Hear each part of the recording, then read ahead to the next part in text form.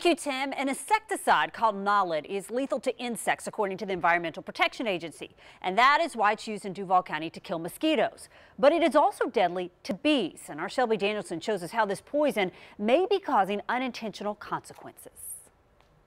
A local beekeeper says he understands the need to take care of mosquitoes, but he doesn't want the side effect to be killing about 1,000 of his bees.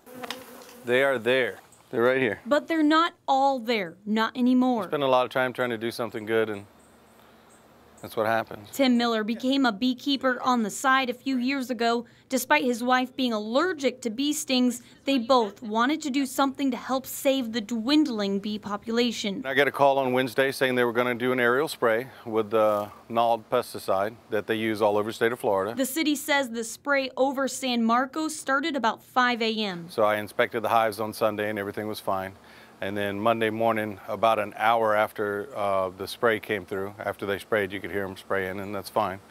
That's when I noticed all the dead bees on the ground. Up to 1,000 bees were killed. Miller says an apiary inspector with the Department of Agriculture came out for an inspection the next morning and corroborated his findings. Confirmed that it looked like it was a pesticide attack from the aerial spray. Ironically, before I suited up to go see the bees, we had to get bug spray because there were so many mosquitoes. That can't be the answer to spray poison on everything, right? Although Knowledge is an effective pesticide, especially in the fight against Zika, it's been deemed too dangerous in some countries, like the European Union, where it was banned in 2012. There's some things that they suggest, and it's very difficult, I think, to implement to cover the hive and keep the bees in the hive if at all possible, and that's impossible because bees go out at dawn and start looking for pollen and nectar to put in the hive. Knowledge can also impact the growth of crops and plants. So whatever that is flowering, they're going to touch that pesticide, and then they're either going to die there or come back to the hive and die. His frustration is with the agencies like the EPA